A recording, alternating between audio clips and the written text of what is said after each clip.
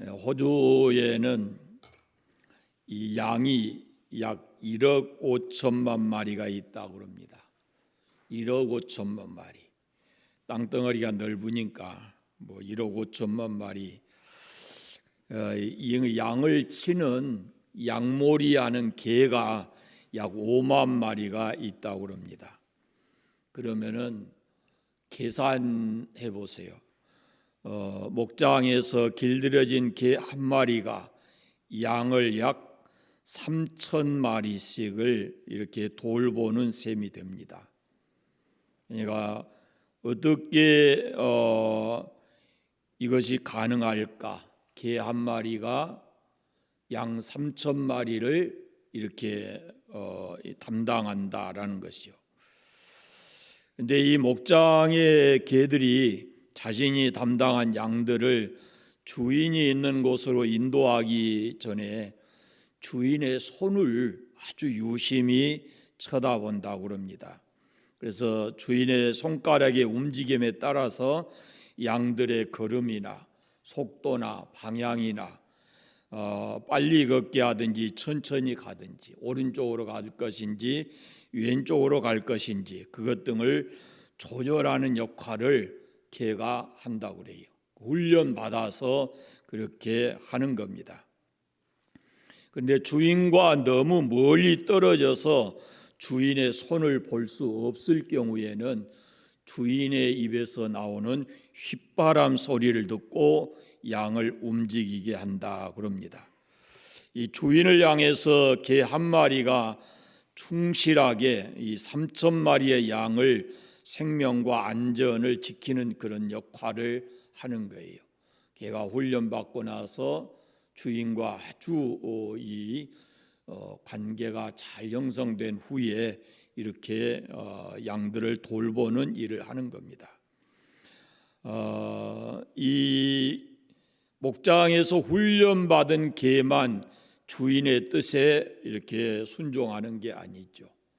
오늘 우리가 살아가고 있는 이 우주 만물을 보면은 이게 하나님의 질서와 규칙에 따라서 이렇게 움직이는 것을 보고 있죠. 우리가 지구가 이 돌고 해가 뜨고 지고 봄이 되면은 어김없이 연한 새싹이 돋아나고 또 때가 되면은 그 잎이 다 지고 하는 이런 것들을 보게 됩니다. 생명이 있어 존재하는 것들은 특별히 정확한 때에 이렇게 싹이 터나오고 하는 것을 보게 되지요. 그러니까 자연 만물이 보여주는 이런 아름다운 현상과 질서와 조화 이런 것들이 다 하나님의 명령에 순종할 때 이루어지는 것이다라는 겁니다. 제가 말씀드리고 싶은 것이 바로 순종이라는 겁니다. 순종이 무엇인가? 순종할 때 우리가 어떤 태도를 가져야 되는가라는 겁니다. 순종이라는 것은 하나님이 주신 우리 기독교적인 순종이라는 것은 하나님이 주신 말씀과 그 지혜를 따라서 우리가 행동하며 사는 것입니다. 지혜의 근원이 되시는 이 하나님의 섭리와 하나님의 계획에 동의하고 그분을 믿고 신뢰하기 때문에 그분이 말씀하신 것을 우리가 따라서 살아가는 것, 그것이 바로 순종입니다. 그분이 결정하신 것은 나의 계획과 의지 이런 것과 맞지 않아도 우리가 우리의 생각을 내려놓고 그 하나님의 뜻에 이렇게 일치시켜 나가는 것, 그것이 순종이다라는 거죠.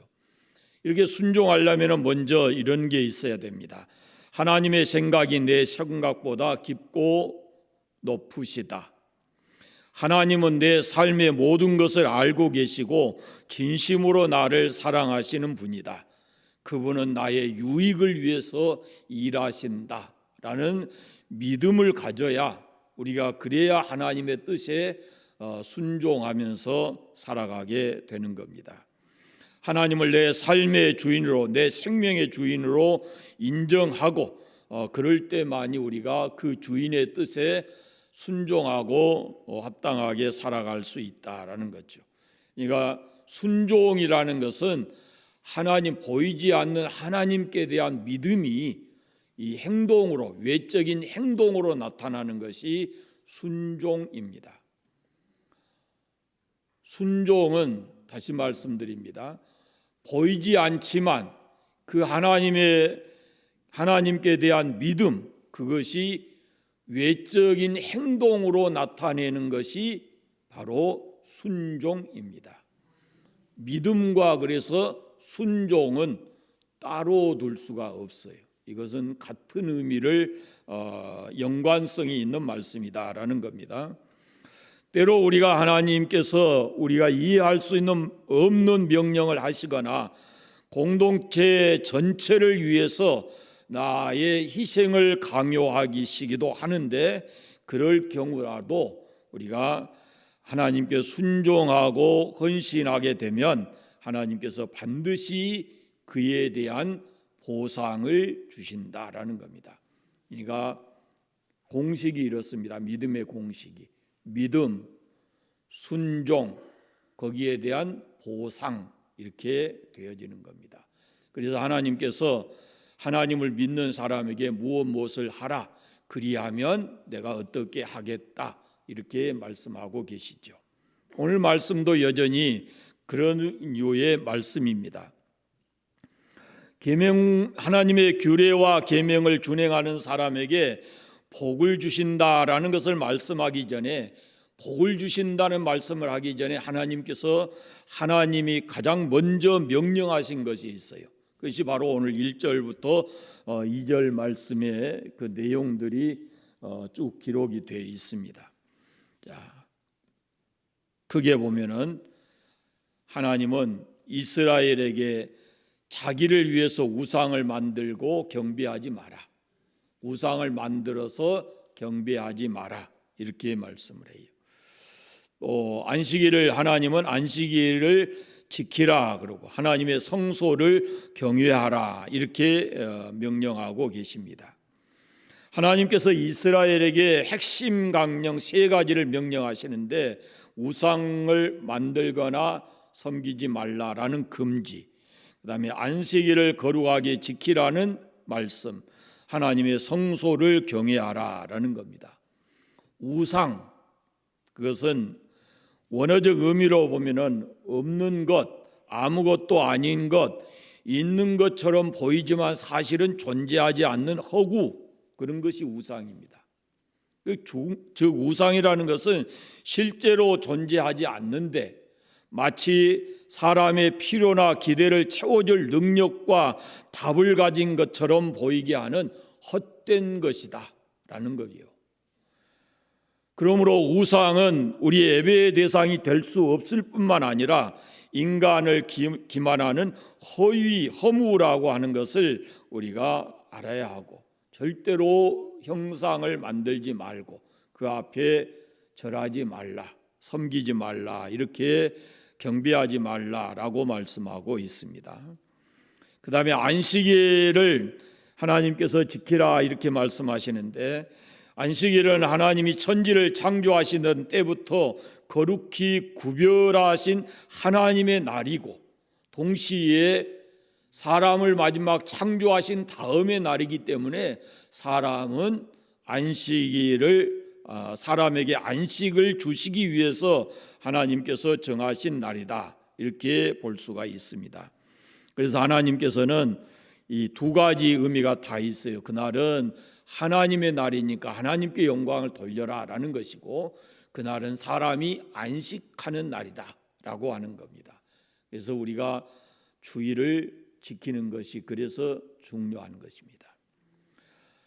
설전에 제 손녀딸이 큰아들 손녀딸이 2이 와 있었는데, 이 아이들이 그냥 밖에 잘 나가서 놀지를 않아요. 그리고는 계속 시간만 나면은 책을 봐요. 책을 보는데도 이렇게 두꺼운 영어로 된 과학책을 보고 있어요.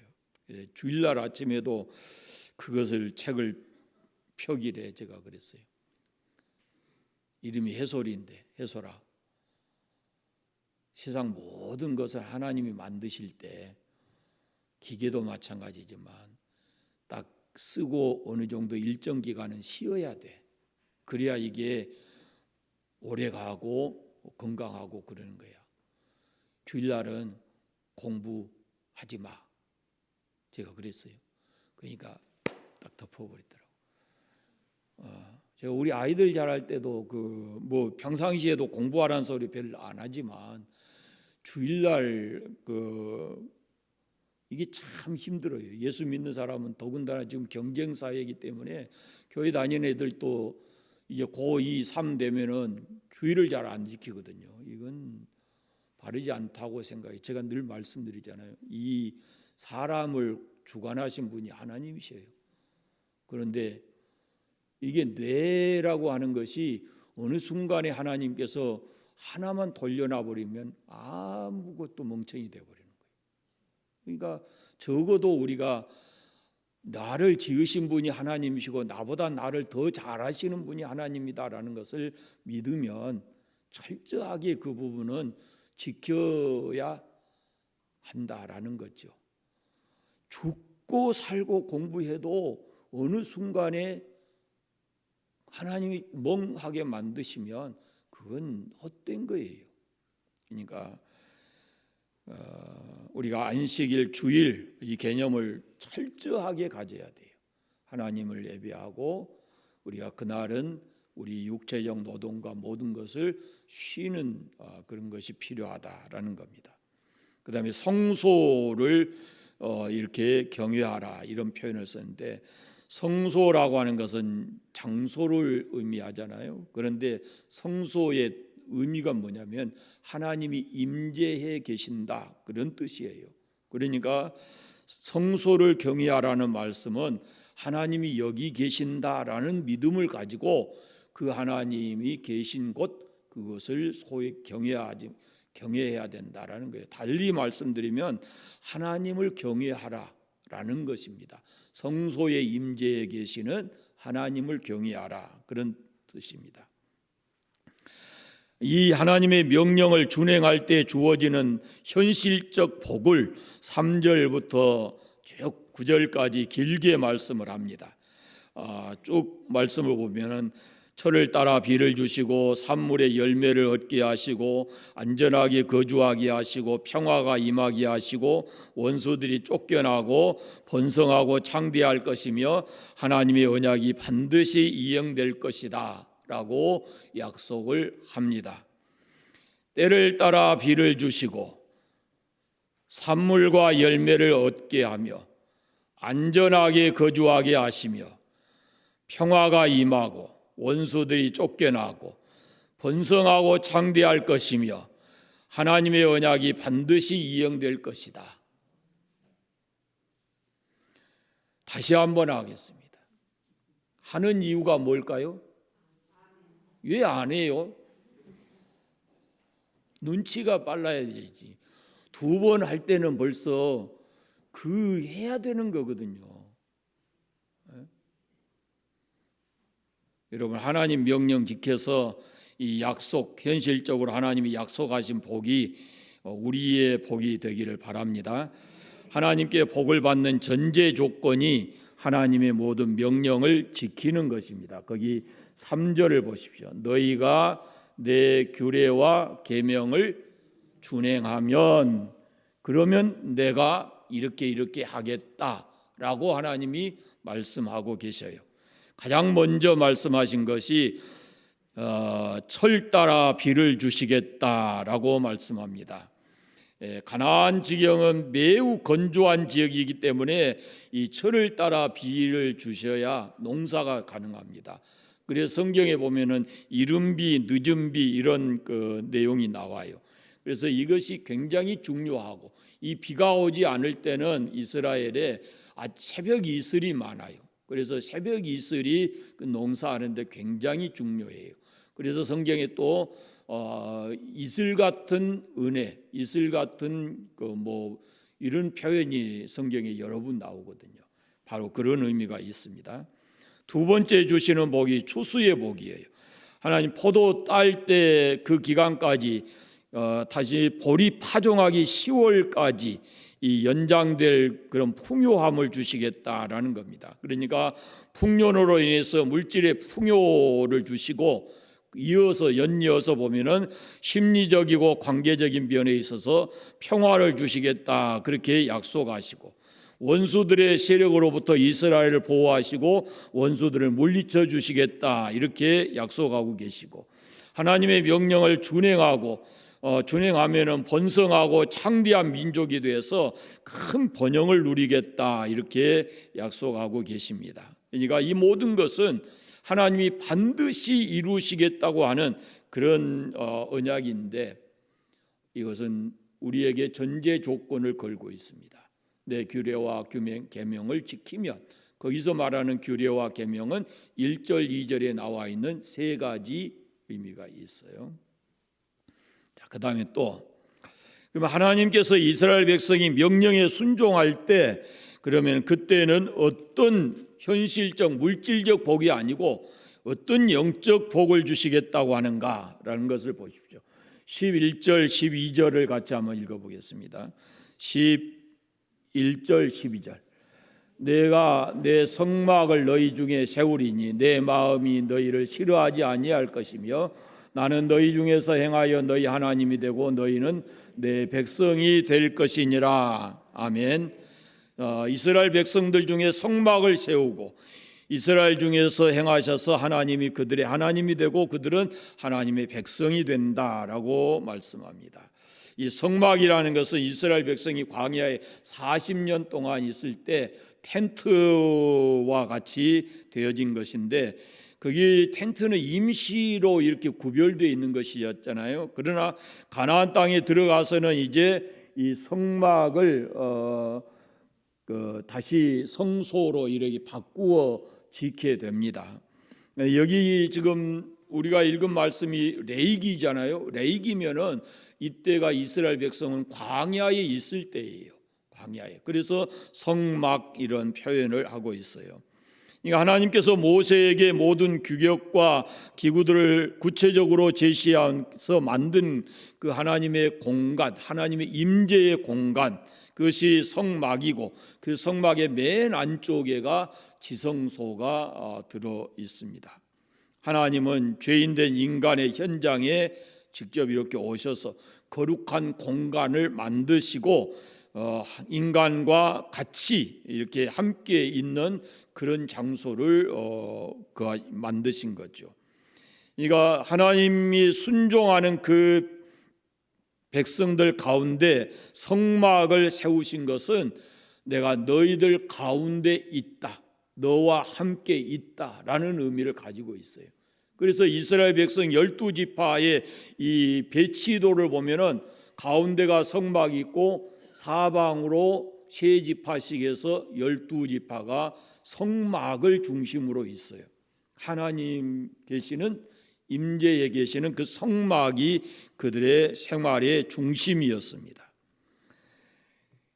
그러면은 이 얼마나 이것이 큰 축복인가 하면은요, 하나님이 우리에게 오셔서 함께 해주신다, 나와 함께 해주신다라는 그것이 이 땅을 살아가는 우리에게 있어서는 그것이 최고의 축복이다, 그런 말씀이에요. 하나님이 나와 함께 해주시는 것, 나와 함께 있는 것, 그것이 바로 최고의 축복이다라는 겁니다. 하나님이 인간에게 내려오셔서 그들 중에 함께 거하시겠다라고 약속하고 계신 거예요. 사람의 능력으로는 하나님을 찾을 수도 만날 수도 볼 수도 없지요. 그러나 하나님께서 인간에게 내려오셔서 그들 가운데, 그 백성 가운데 함께 계시겠다. 그 장소가 바로 성막입니다. 성막 가운데 내려오신 하나님은 친히 이스라엘 백성 가운데 거하시고 그 이스라엘 민족의 하나님이 되시고 이스라엘은 하나님의 백성이 되는 그런 영광과 특권을 주신다라는 겁니다. 지금 이것은 우리에게도 지금 해당되는 부분이잖아요. 지금 우리가 이 땅에 살아가면서 누리는 많은 축복이 있지만 그 중에 하나가 뭐냐면 임마누엘이거든요. 하나님이 나와 함께 계시는 그런 축복, 이것이 우리에게는 큰 축복입니다. 자, 하나님 말씀에 순종해서 우리에게 일상생활에 우리가 유익을 얻는 부분들이 아마 개개인적으로 체험이 다 다를 거예요.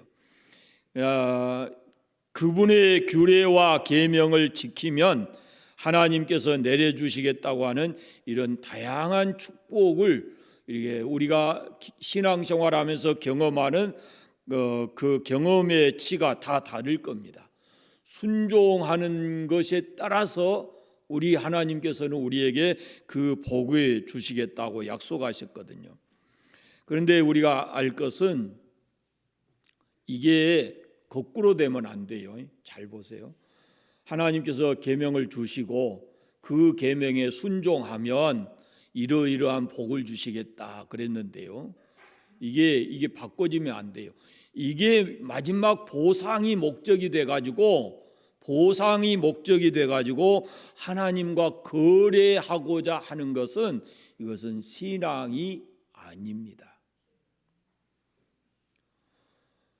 내가 믿는 하나님이 절대자이시고 그분은 무엇이든지 하실 수 있는 분임을 믿고 그분이 우리에게 말씀하신 것을 순종하면 거기에 대해서 하나님이 보상을 약속하고 있죠.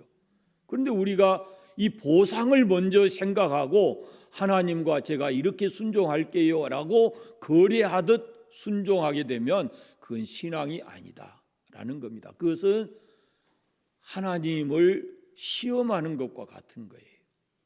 그래서 절대로 그런 신앙생활이 되면 안 됩니다. 교회 다니고 믿음 생활하려는 의도가 이 현실적인 어떤 이익을 얻고자 축복을 얻고자 하는 것은 그것은 변질된 믿음이고 우리가 흔히 들어볼 수 있는 이런 말이 있어요. 기복적 신앙. 그게 기복적 신앙이에요. 이게 바꿔지면 이게 기복적 신앙이 돼요. 세상에서 잘 살기 위해서 믿음을 갖는다? 이건 기복적 신앙이에요.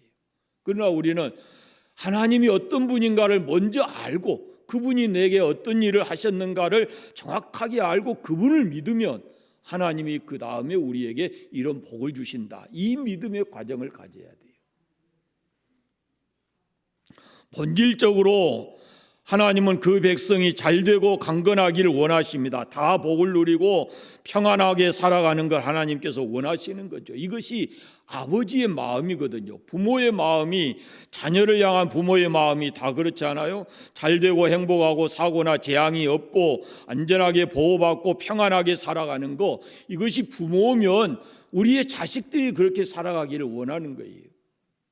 그러면은 우리가 하나님 아버지께서 우리에게도 똑같습니다. 우리가 이 땅에 살아가면서 잘 되기를 원하시거든요. 그런데 그 하나님께서 우리가 잘 되기를 원하고 이렇게 많은 복을 약속하고 계신데 진실한 기도를 들어주시고 돕는 은혜를 주시고 또 믿음의 실제 생활에서 경제 형편이 나아지고 병도 고쳐지고 자녀 손들이 잘 되고 가족관계가 회복되고 사회적으로 명예를 얻는 거, 이건 다 하나님이 원하시는 거예요. 그러나 하나님께서는 우리에게 먼저 요구하는 것이 그게 잘 되는 게 먼저가 아니고 하나님과의 관계가 잘 되는 것이 우선이다 그 말입니다. 아버지와 자녀와의 관계가 확실해져야 그 다음에 거기에 대한 하나님의 보상을 누리면서 살아갈 수가 있다 라고 하나님께서 말씀하고 계십니다. 그러니까 성경에 우리가 구약 성경에 쭉 보시면 사울과 같은 사람, 또 다윗과 솔로몬과 같은 사람, 이렇게 좀 비교해 보시면 이 다윗과 솔로몬 같은 사람도 다윗이 우리가 어떤 사람이었는지 알잖아요. 목동으로 태어났지만 하나님과의 관계가 잘 되니까 이 사람이 부족함이 없는 그런 삶을 살아가거든요. 여호와는 나의 목자시니 내가 부족함이 없다라고 고백하고 있는 겁니다. 그 다음에 하나님의 말씀에 순종하면 우리에게 영적인 유익이 오는데 영적인 이 물질적이고 가시적인 어떤 보이는 복보다는 영적인 복이 훨씬 더 큰 복입니다. 이 물질의 복이라는 것은 오히려 우리가 바른 신앙을 갖기도 전에 이런 물질의 복을 많이 받게 되면 잘못하면은 그것 때문에 믿음을 잃어버릴 수가 있단 말이죠. 그런 경우가 허다히 많아요.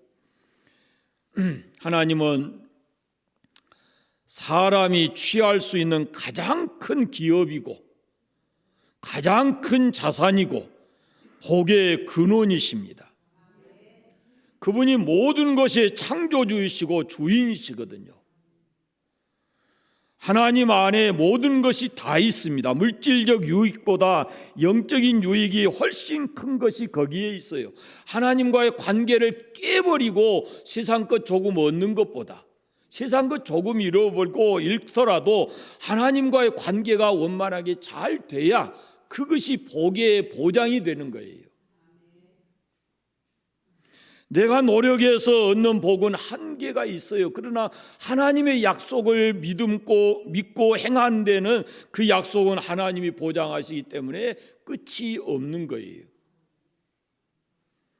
그 길을 막히지 않습니다. 여러분, 하나님과의 관계를 잘 하셔서 막힘이 없는, 하나님과의 관계 속에 막힘이 없는 그런 통로를 활짝 열어놓고 살아가시기를 바랍니다. 하나님, 우리의 기도를 들으시고 우리가 하나님의 음성 듣기를 원하시는 거예요. 하나님과 우리의 소통이에요. 우리가 찬양하면 하나님 그분은 기뻐하시고, 설 명절에 다 해보셨을 것 같은데 손자들이 오면은 뭐 재롱을 부린다든지 뭐 한다든지 그러면은 그걸 보고 있으면은 기분 좋지요. 안 좋아요? 떨떠름하니 기분이 좋아요. 그냥 아이들이 자라서 건강하게 뛰노는 것만도 좋은데 명절이라고 와서 지들끼리 뭐 이렇게 제가 일부러 시켜봤거든요. 너희들 잘할 수 있는 거 하나 해봐라 그랬더니 잘하는 게 진짜 없더라고요.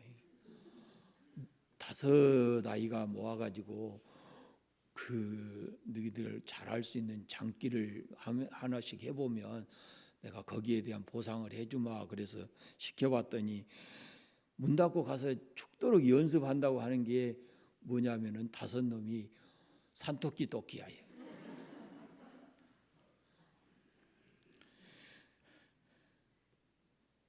그래도 연습한다고 해서 제가 보상해 줬어요. 또 보면은 여러분, 우리가 하나님을 찬양하면 하나님께 영광을 올려드리면 하나님은 그냥 웃고만 계시는 하나님이 아니에요.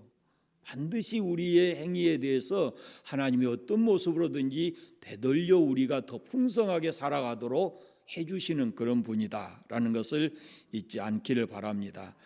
예배가 바로 그런 의미입니다. 하나님이 최고로 기뻐하시는 것이 예배인데 우리가 이 예배를 통해서 하나님을 영광스럽게 하고 하나님이 기뻐하시는 그런 예배 생활을 하면 하나님은 어떤 모습으로든지 우리와 함께 하시고 우리의 삶의 폭을 넓혀주시고 행복하게 해주실 줄로 믿습니다. 저는 이런 생각을 합니다. 빛이신 그분과 우리가 늘 동행하게 되면 우리 안에는 어둠이 머무를 수가 없다 라는 생각이고, 능력 많으신 그분과 함께 동행하게 되면 나의 약점은 그분이 다 감춰주시고 상처도 치료해 주시는 그런 분이시다라는 믿음과, 소망 되시는 하나님과 동행하게 되면은 염려, 근심, 걱정이 생기더라도 좀 더 내려놓고 그분의 뜻을 기다릴 수 있는 그런 인내하는 마음이 생긴다라는 믿음을 갖게 됩니다. 사랑하는 여러분, 계명을 지키고 그분 안에 우리가 순종하게 되면 우리에게 영적 유익이 많음을 잊지 않기를 바랍니다. 하나님 믿고 따른다고 하는 것은 그분이 말씀하신 대로 우리가 순종하는 겁니다. 그 순종은 우리에게 매우 실제적이면서도 아주 놀라운 그런 하나님의 축복이 임하는 그런 길이기도 합니다. 사실은 하나님 믿고 따른다고 하는 것은 이것은 굉장히 우리의 실제적 삶과 깊이 연관돼 있어요. 그냥 우리가 어떤 하나님을 형이상학적으로 이렇게 믿는 게 아니에요. 하나님은 우리의 생활로 믿는 거잖아요. 그래서 복음이 삶이 돼야 되고 우리의 신앙이 생활화돼야 된다라는 것인데요. 그 하나님의 우리가 하나님 믿고 따르는 것은 하나님의 일이라는 것은 눈에 보이기도 하고 보이지 않기도 하고 우리가 알 수 있기도 하고 알 수 없는 부분도 있고, 그러나 하나님 믿다가 어느 순간에 우리가 이렇게 잘못된 경우도 오다이 보거든요. 그래서 이 하나님과의 관계를 우리가 지속적으로 잘 유지해 가는 것이 중요하다라는 것입니다. 순종하는 삶이 그래서 우리에게 중요한 것입니다.